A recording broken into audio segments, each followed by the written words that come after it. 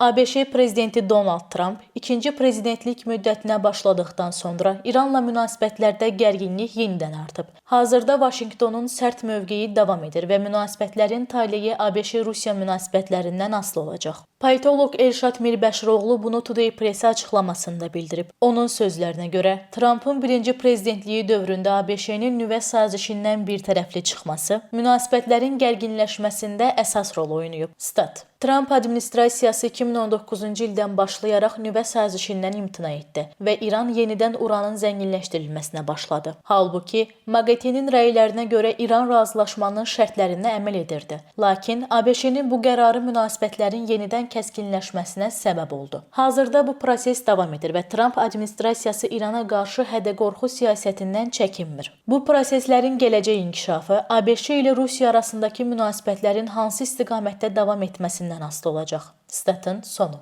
Ekspert vurğulayıb ki, mövcud situasiyada Ermənistanın hansı cəbhəni seçəcəyi məsələsində ciddi dəyişiklik gözlənilmir. Stat. Hesab edirəm ki, Ermənistan indiki münasibətlər sistemində qalacaq. Çünki ABŞ ilə İran münasibətləri kifayət qədər gərgin olduğu halda belə, ABŞ və Ermənistan hərtərəfli strateji əməkdaşlıq haqqında saziş imzaladılar, hərbi təlimlər keçirdilər.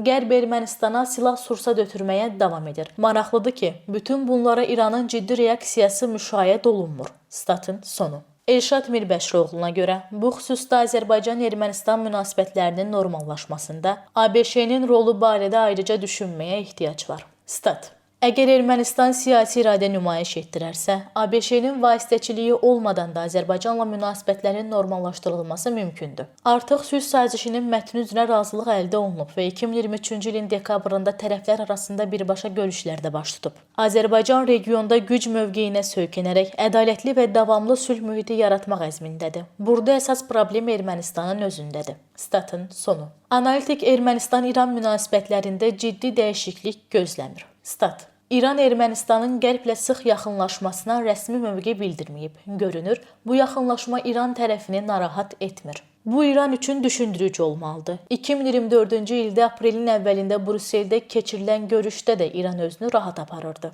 Ona görə də Ermənistan-Qərb münasibətləri İran üçün ciddi narahatlıq yaratmır. Statın sonu. Qiymət Mahir, Today Press.